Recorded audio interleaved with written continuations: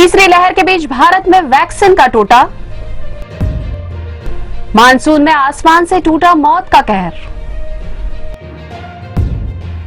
काशी में मोदी का चुनावी शंखनाद। नमस्कार, मैं हूं रूपाली बर्वे और आप देख रहे हैं weekly programme news of the week, जिसमें चर्चा करेंगे इस सप्ताह की खास खबरों की। तो आइए शुरू करते हैं खास कार्यक्रम news of the week. WHO ने ऐलान कर दिया है कि दुनिया में कोरोना संक्रमण की तीसरी लहर की शुरुआत हो चुकी है। संयुक्त राष्ट्र की एक रिपोर्ट के मुताबिक डेल्टा वेरिएंट 111 से अधिक देशों में पहुंच चुका है। यह जल्द ही दुनिया भर में फैलने वाला प्रमुख वेरिएंट होगा।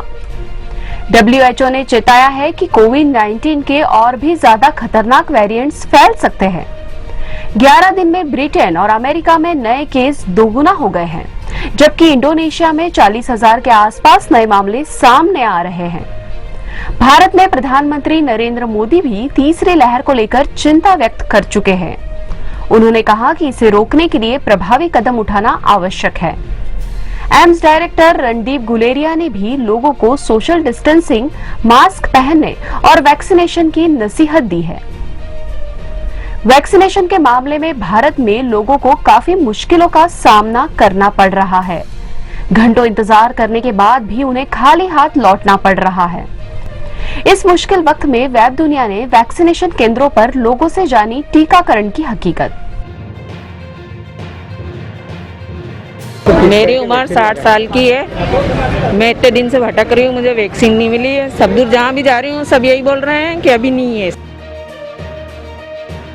परेशानी बहुत हो रही है सर, हमें मतलब काफ़ी वेट करना पड़ा। फर्स्ट डोज लग नहीं पा रहा था लोगों को। आज फर्स्ट और सेकंड डोज का बहुत कम डोज रहा, तो इसकी वजह से बाहर थोड़ी धक्का मुक्की हो रही है लोगों में। नए स्वास्थ्य मंत्री मनसुख मांडविया ने भले ही इस अव्यवस्था के लिए राज्यों को जिम्मेदार ठहराया है, लेकिन जमीनी हकीकत तो कुछ और ही कह रही है। दुनिया के कई देशों में बाढ़ जैसे हालात हैं। जर्मनी दशकों बाद भीषण बाढ़ की चपेट में है।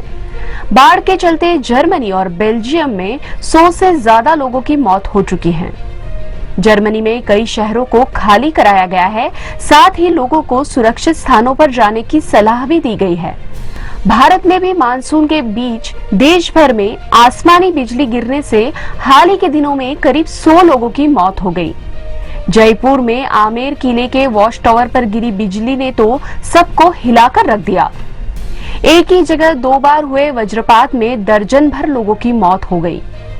कुछ विशेषज्ञों की माने तो मोबाइल टावर के कारण इस तरह की घटनाओं में वृद्धि देखने को मिल रही है।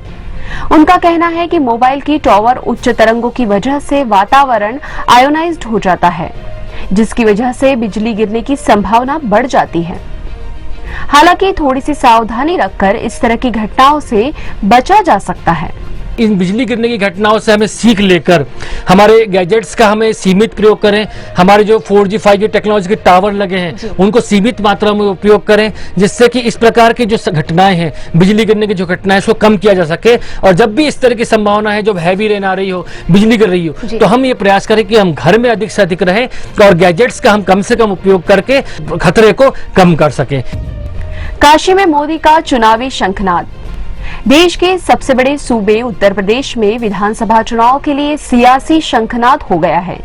2022 में होने वाले विधानसभा चुनाव का पीएम मोदी ने काशी से शंखनाद करते हुए मंच से खुले दिल से मुख्यमंत्री योगी आदित्यनाथ के कोरोना काल में किए गए कार्यों की तारीफ कर सियासी विरोधियों को सीधे चुनौती देते हुए साफ कर दिया है कि इस बार उत्तर प्रदेश के चुनावी रण में उनका मुकाबला मोदी और योगी से एक साथ होगा।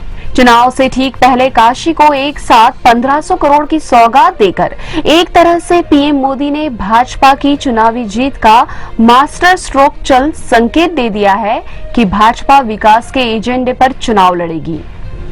यूपी विजय का शंखनाद मोदी ने उसी बनारस से किया जहां से उन्होंने 2014 और 2019 का चुनावी उद्घोष कर दिल्ली की सत्ता पर अपना कब्जा जमाया था। वहीं दूसरी ओर मोदी के योगी की तारीफ का कांग्रेस महासचिव प्रियंका गांधी ने अपने ही अंदाज में जवाब दिया। प्रियंका ने कहा कि मोदी जी के सर्टिफिकेट से यूपी में कोरोना की दूसरी लहर के दौरान योगी सरकार की आक्रामक क्रूरता, लापरवाही और अव्यवस्था की सच्चाई छिप नहीं सकती। लोगों ने अपार पीड़ा, बेबसी का सामना अकेले किया। इस सच्चाई को मोदी जी, योगी जी भूल सकते हैं। जिन्होंने कोरोना का दर्द सहा, वे नहीं भूलेंगे।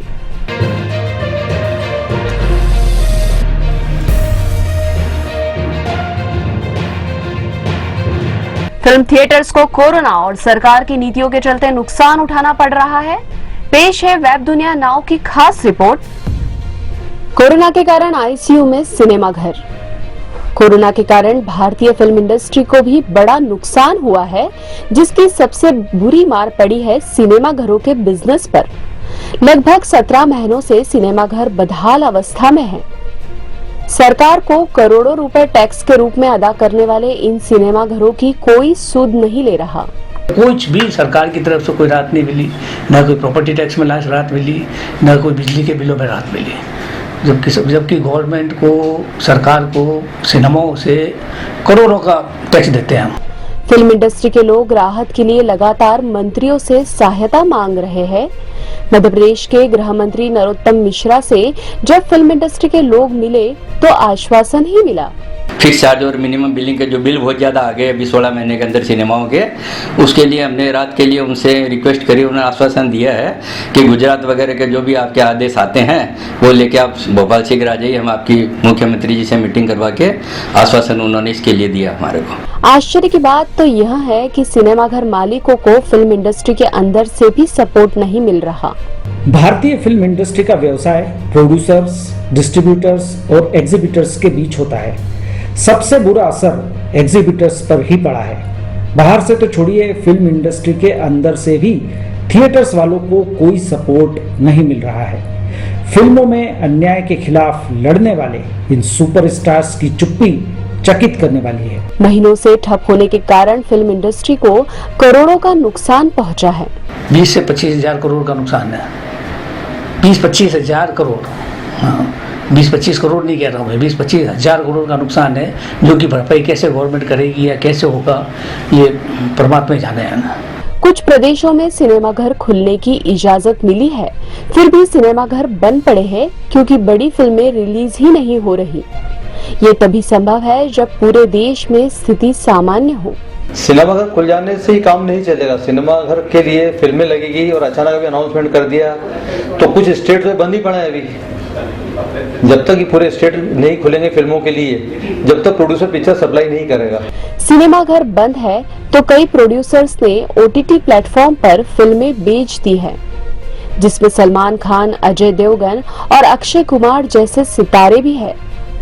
क्या इससे सिनेमाघरों का भविष्य खतरे में है? सिनेमाघर तो सदा सुहागन है, सिनेमा तो चलते रहेंगे। इस टाइप के नए नए सामने आते जाएंगे, ओटीटी वाले और दूसरे भी आएंगे, लेकिन इससे सिनेमा को फर्क नहीं पड़ता है। आगे जब सिनेमा चालू हो जाएंगे और फिल्में आ जाएगी तो ओटीटी पे फिल्में बहुत कम जाएगी, सिनेमाघरों में बिजनेस होगा।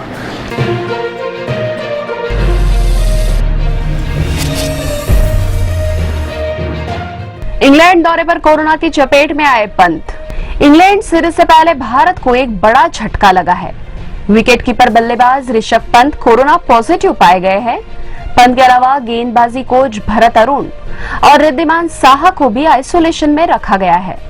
हाल ही में पंत छुट्टियों के दौरान यूरो कप का मैच देखने गए थे, जहां दर्शकों की भीड़ के बावजूद उन्होंने मास्क नहीं लगाया था। पंत की इस लापरवाही का खामियाजा भारतीय टीम को उठाना पड़ रहा है।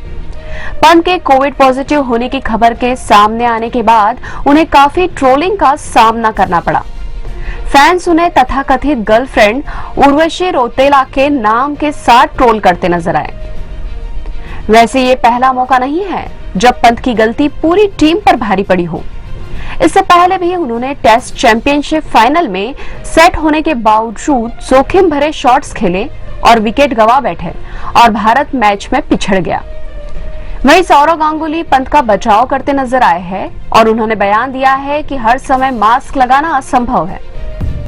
खबर संक्षेप में। अफगानिस्तान में भारतीय पत्रकार दानिश सिद्दीकी की हत्या।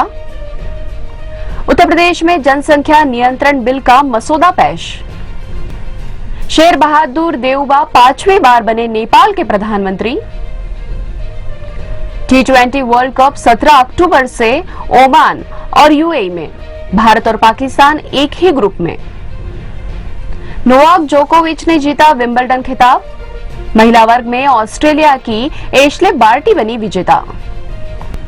इटली ने इंग्लैंड को हराकर यूरो कप 2020 जीता। वेब दुनिया का news of the week programme आपको कैसा लगा, कमेंट बॉक्स में जरूर बताएं। वेब दुनिया के चैनल को सब्सक्राइब करें ताकि लेटेस्ट वीडियो आप तक आसानी से पहुंच सके। अगले सप्ताह की सुर्खियों के साथ फिर हाजिर होंगे, तब तक के लिए नमस्कार। वेब दुनिया की सभी से अपील है कि भीड़ भाड़ से बचें, मास्क पहने व सैनिटाइजर का इस्तेमाल करें, साथ ही सोशल डिस्टेंसिंग का पूरा पालन करें।